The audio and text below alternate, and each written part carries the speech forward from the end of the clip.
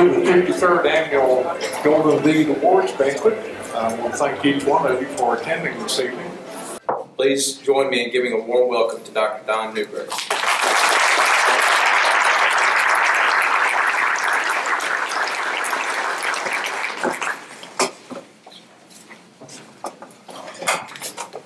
Thank you, Terry. My, how he does roll on. Ladies and gentlemen who represent the federal, state, county, and local governments, Chamber of Commerce board members outgoing and incoming, ladies and gentlemen who are associated with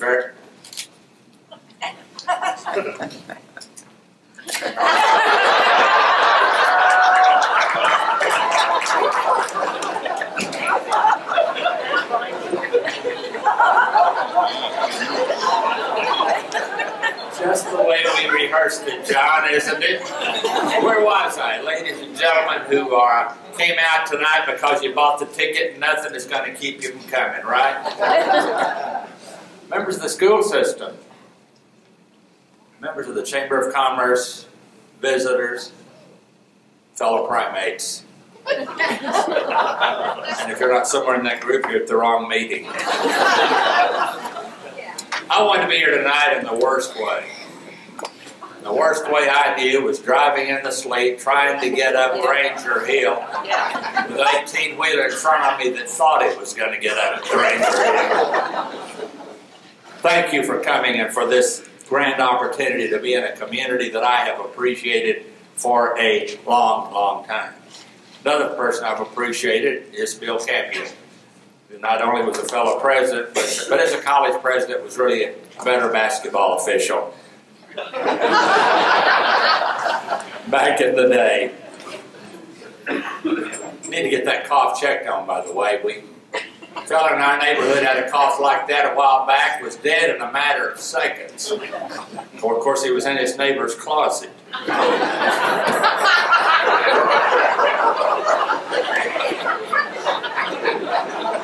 How about the music? They were from my era. How about you?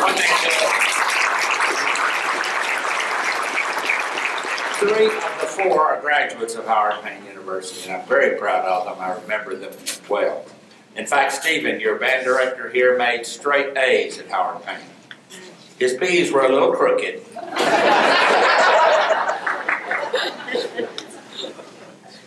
And the food, it was top shelf, wasn't it? We're on a blending kick at our house. Last night we drank a chicken. My wife was going to come with me, or just our bus today, but our new refrigerator came this morning.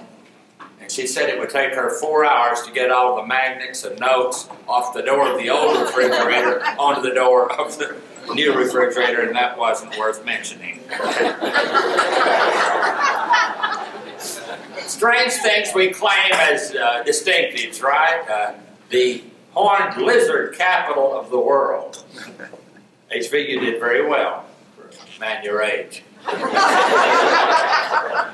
HV has been an encourager as long as I've known him. In fact, he's been running my column since, well, over 12 years. One of 6 newspapers that started. And I remember that pertinent question he asked when I went by to see him. He said, "What are you going to write about?" I said, "Things I know and see and hear and do." He said, "Fine, what about the 5th week?" Thank you, HV, for all the encouragement you've provided. He had an interesting experience coming here so long ago, and there's usually plenty of news in a community, but one week there wasn't, and he wrote a headline, "Easter to come on April 4th this year." The Reporter News saw it and said, "If that's news, the almanac scooped him by 100 years. No fancy welcomes, people meeting together with friends in an organization that Charlie Brown would say, they are us. It's who we are. Sometimes we try to overdo it. Speaking at an in-service some years ago for some teachers, these 3 teachers had the assignment to make it memorable. And they got these 5 little kindergartners, little girls, with tap shoes and sequin dresses, and they came tapping onto the stage with a piano player. Each of them carrying a letter, H-E-L-L-O. It looked good on paper. Could have worked. But the little girl carrying the O got in front.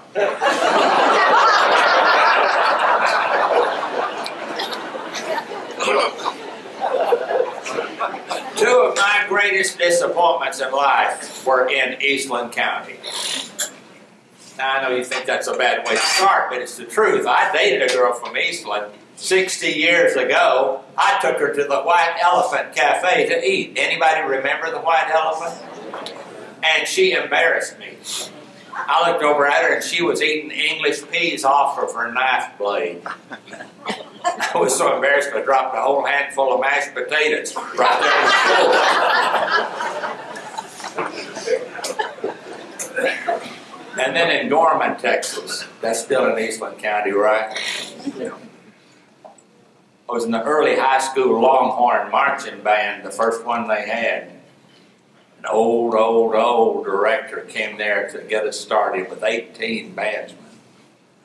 He was maybe the most level-headed man in Brown County. He chewed tobacco, and the tobacco juice ran out of each corner of his mouth at the same rate. There's a level-headed band director. An interesting guy. If you played the horn, and we had several of us that did, if you hit a bad note, he'd say, "Give me that horn, let me show you how to hit that note," and play it. They said, "Now you do it." Well, none of us are going to take our handkerchief out and wipe out the mouthpiece. "Now you do it." And we had a record number of former horn blowers that became percussionists there in the But we marched our first time at Gorman High School, all 18 of us, forming this intricate formation. Hi. H-I. Well, now when you have 18, you don't do hello. I was playing the baritone horn, got to the 10-yard line, we were about to go down there and form the letters. The braid flopped out and got caught in Linda Smith's clarinet. There we stood, the other 16 going to the center of the field like they're supposed to, and me trying to get loose from her, couldn't, finally just yanked it. 3 keys fell off and left her there in tears, but I had to go there to the center worse than she did. I was to dot the I.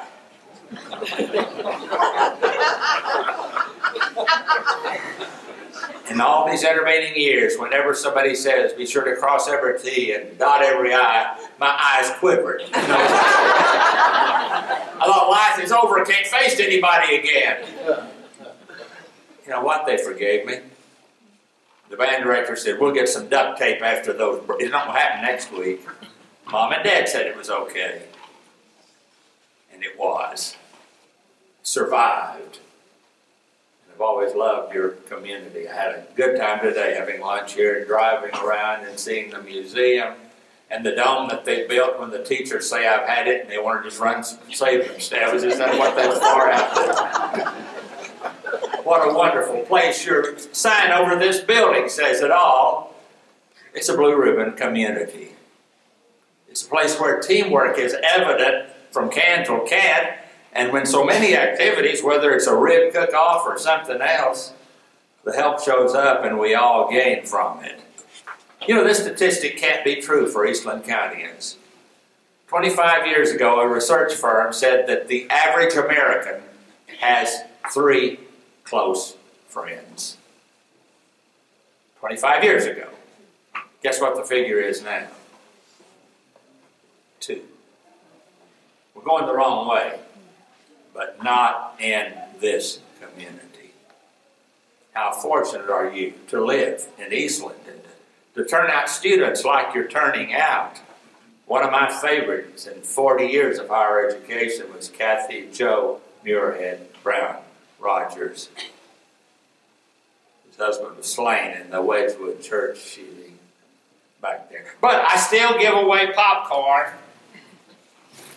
Over 40 years. I want to give away some tonight. Who can tell me Joe Friday's badge number on Dragnet? 7. Who said 14? I think. Who said it? Somebody right there. NBC wasn't on a fishing expedition, but they dropped an anchor. Who was it? Brian Williams. Who said it? Get it back there further.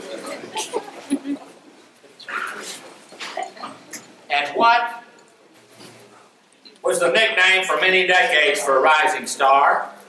Her Twinkle City, right there. That's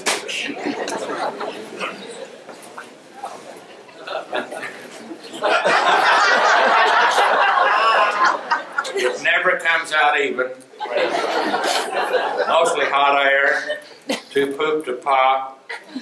Dale Squires was.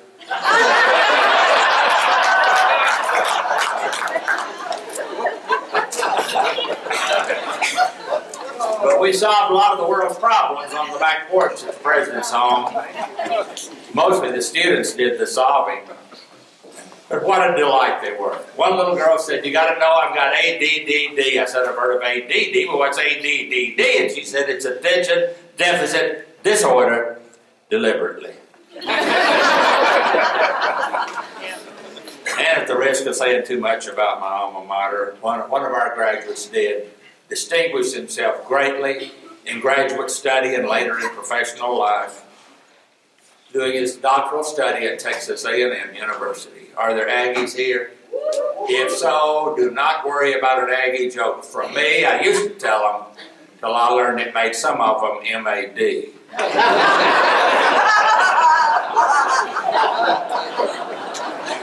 He went down there and did a double major, veterinary medicine and taxidermy.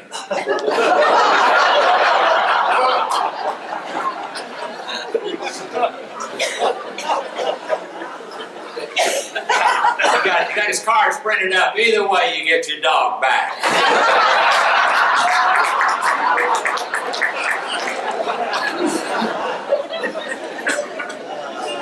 I've been a fan of chambers of commerce for decades upon decades. Jim, I can see why you brag about your hometown around the district, because it's worth bragging about. It truly is.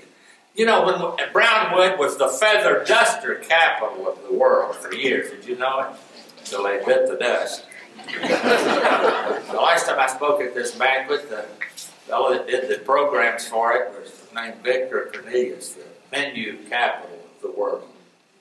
And then I learned that old Ron Armstrong out there today is still doing menus in the menu capital of the world. I don't know how I got off into that. Except to say that in Eastland, Texas, it is easy to be glad to be who we are, where we are,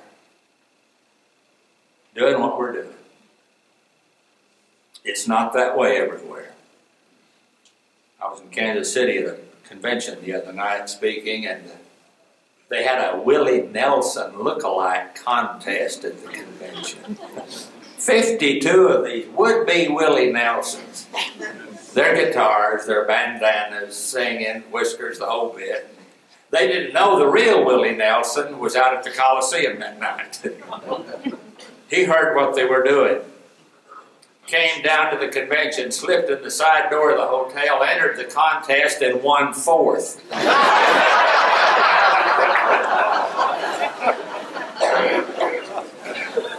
None of the superlatives used in describing Eastland, Texas are overused. The pride shows. That's what Continental Airlines used to say. Feel the difference pride makes. And you can feel it. You can feel it in the warmth of the people. Even bankers. I went in the bank the other day in Fort Worth to borrow some money, and the banker was too preoccupied with his new artificial eye to give me the time of day. And he was bragging about it. He said, "I bet you can't tell me which one it is." I said, "It's your left one." He said, "How'd you know?"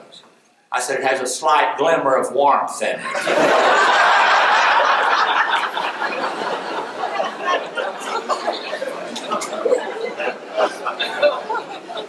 mentioned my wife a while ago. She's from the country too, out close to Alpine. Anybody know where Alpine is? Oh my goodness. She likes to go to First Monday in Canton. Anybody like to go to that antiques? She went a while back, and while she was gone, I vowed to clean house. Cleaned and waxed and mopped and buffed. I did everything I knew to make her appreciate me more. When she came back, I couldn't wait to take her into every room and show her. Didn't say a word. I thought she'd just be bubbling. Finally, in the last room, I said, honey, isn't there something you'd like to say? She said, yes. It's a thankless job, isn't it?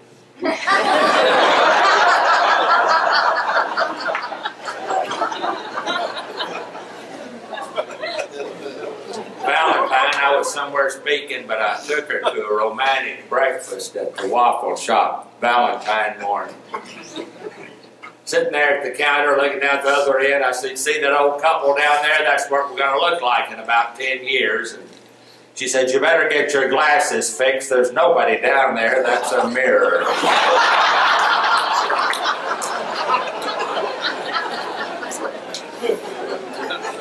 But a wonderful mother. I call her sterile breath. August will have been married 49 years. I'm a heart patient survivor. She's a breast cancer survivor. We're living on borrowed time. Well, we all are, really, aren't we? It's all borrowed. She followed my gurney into the operating room for my heart surgery. Got all melancholy and said, you're going to still love me when I'm old and gray? And I said, I've loved you through 6 other colors. What difference will make? But sterile breath. What a color. How many of you have 3 kids or more? Sterile breath, sterile breath, sterile breath. Think about it. The first baby, when the pacifier dropped out of the baby's mouth, we boiled the pacifier, cooled it with tap water, stuck it back in the baby. Second baby, tap water was enough, wasn't it? Third one, if we found the baby and the pacifier on the same day,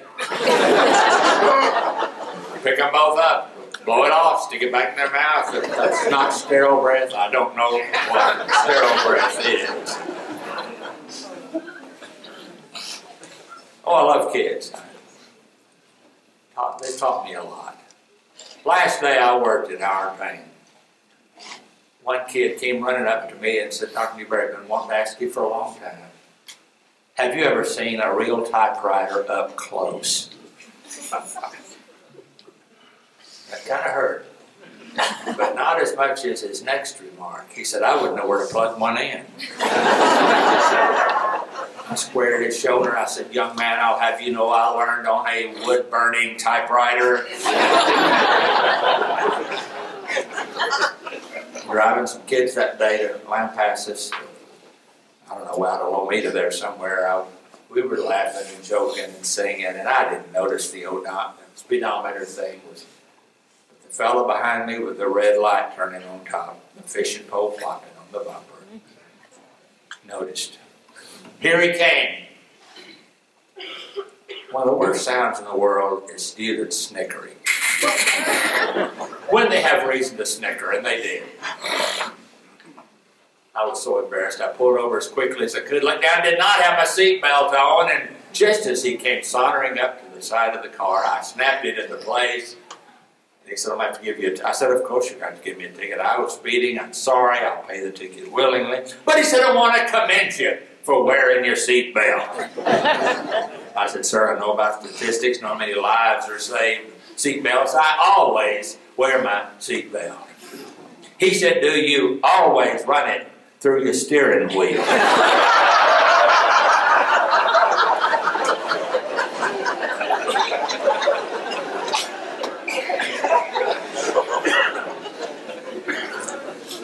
But they have more chance to be more nearly what they want to be in today's generation, thanks to our schools, thanks to technology, thanks to their being unjaded, thanks to their thinking that there is hope for the world, and there is. Thanks to organizations such as this, which cut across so many things that separate us, religions, political parties, other kinds of things that divide us, the Chamber of Commerce is that glue that reminds us that we are indeed in this together. What great history you have here. The historical markers, the museum. I really fully expected to see Wells Fargo. Did you know the last Wells Fargo wagon to Amarillo left from this town? HV, you're falling down. The last one, they said, it was going to Amarillo. There were still Indians. And they had a lookout for the driver. There weren't that many Indians, but it was a union deal. They'd gotten off around Abilene or somewhere, and the driver said, "Have you seen any Indians?" So the lookout was asleep. And he jerked to attention, looked around, said, "No, wait a minute." He said, "Way back there." Said, "I think I see one." Said, "How far back is he?" Said, "I don't know. About that tall." He got the horses going faster and said, "Where's that Indian now?" About 5 minutes later, he said, "He's getting much closer." He said, "He's that tall." Well, 2 more minutes passed. He said, "He's right behind us and he's that tall." And the driver said, "Shoot him." About that time, an arrow came through the driver's Stetson hand. He said, "I thought you were gonna shoot him." And he said, "Couldn't pull the trigger. I've known him since he was about that tall."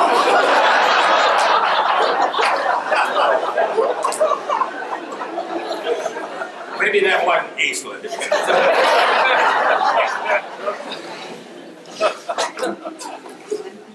The flags tonight, the public servants who are here, the spirit that prevails, the uncertainty that frightens, but God and country being ever present. I think often of what was said 60 years ago by my college president. He said, "No man escapes when freedom fails.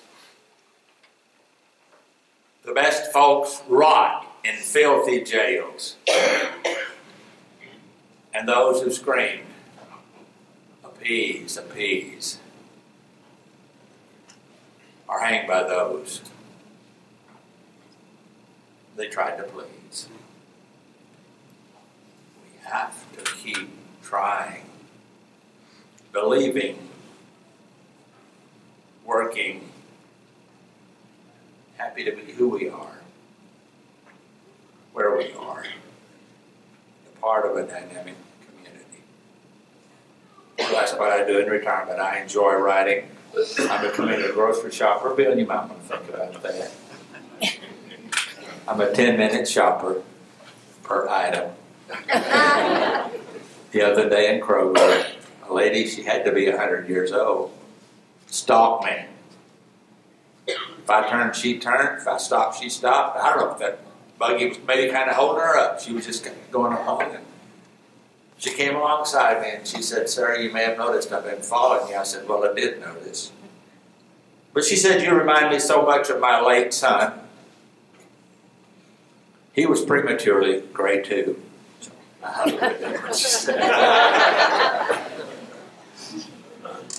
said, "Ma'am, if you want to follow me, you go ahead."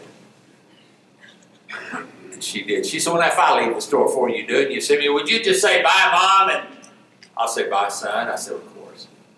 4 items later, 40 minutes passed. I go to the cash stand. She's going out the door, her buggy full. She said, "Bye, son." I said, "Bye, Mom." The cashier, tear rolling down her face, said, "You and your mother have a wonderful relationship." I said, "That's not really my mother. It's a little game we were playing." And she said, "Well, Kroger doesn't play games," and she owes $125 and said she would pay it.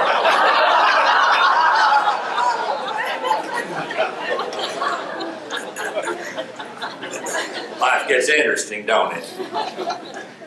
And it's what happens to us when we're making other plans. We've been through the part of supporting winners and losers and losers and losers and winners and whatnot with the Texas Rangers for many years. They're not always that good. In fact, some years ago they were pitiful. Went there one night, instead of playing, take me out to the ball game in the 7th inning, they played Silent Night. Don't remember who won, but we won. My wife and I did, because we were sitting in section 220. Think, what was that unique? Not a particularly great seat. I don't know who won the game. But as they played the national anthem that night, the usher at our section snapped to attention, put his hand over his heart and faced the flag and belted out the words of our national anthem. 10-year-old boy was running by, and the long arm of the usher brought him back. He said, "Son, face the flag, put your hand over your, take off your cap." Well, the kid maybe had never had it explained to him that way before. He did what the man told him. When it ended, the usher got down on one knee and he looked him straight in the eye and he said, "Talk to somebody you trust at church, at school, in your neighborhood, a relative, somebody, and they'll tell you why we honor our God and our country when the national anthem's played. Next time you come to the ballpark, you'll want to join in the singing wherever you are."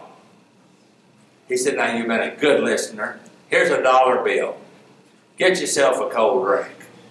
Oh, he said, "I know you can't get one at the ballpark for $1, but on the way home, maybe you can find one for $1. I couldn't wait to get out and meet that usher. He was embarrassed that someone had noticed what he had done. I said, "You are a patriot, aren't you?" He said, "If Vietnam counts." Of course it counts. He said, "I'd like to tell the world about my God and my country." But it's a big world. The United States is a big country. Texas is a big state. The Metroplex is big. But he said, "I can and I will as long as I draw breath." In section 220. Every one of us has a section.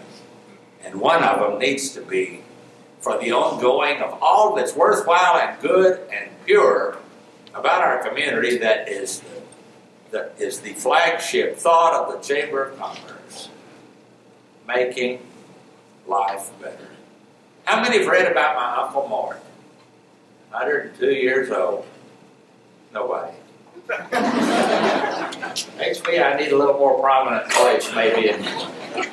Anyway, he's not, well, he's kind of real, but one reader wrote in and said he's been 92 for 6 years, and then I realized that I need to up him a little, but he's a little embarrassed because he had been, well, he said he went into Sherwin-Williams and asked him for one of those color wheels, 50 Shades of Gray. And they know what he was talking about. He said, "I just didn't know gray came in that many colors." And then he found out later it wasn't a color wheel.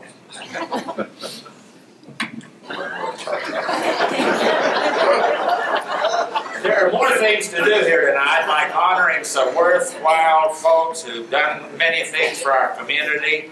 And I know that you're eager to see who they are and maybe even continue the evening later with us down at the hotel. I'm going to be signing books back there, and if anybody would like to look at some of them or hear something about them, I'll be there. Let me say to you in closing what I say to my wife every Thursday when she goes to get her hair fixed. Good luck.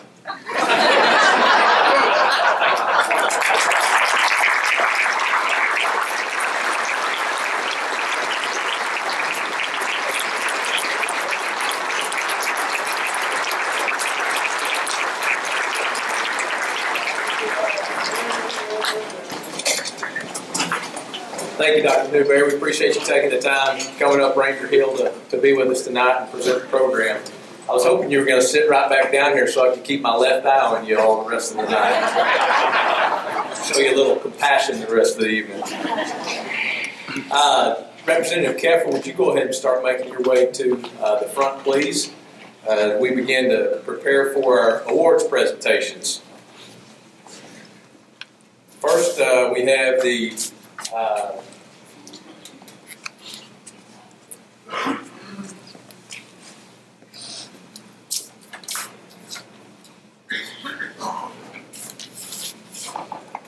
First, we have the presentation of the Past President Award for Mr. Terry Slavens. Terry, thank you for your service this past year, 2014, as President of the Eastland Chamber of Commerce. We certainly all recognize that there are numerous efforts that you make on a continual basis on behalf of the Chamber and on behalf of the community during your term.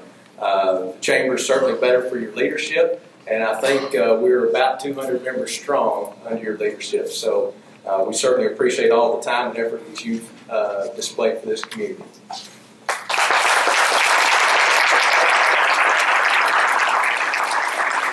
I was honored to serve as the president of the chamber over the past year, and I look forward to passing the torch on to Trent Swearengin. I know he'll do a fantastic job and promoting the business growth and the mission of the Chamber of Commerce. And I'd like to thank Representative Kempfer for this certificate of recognition. Thank you very much.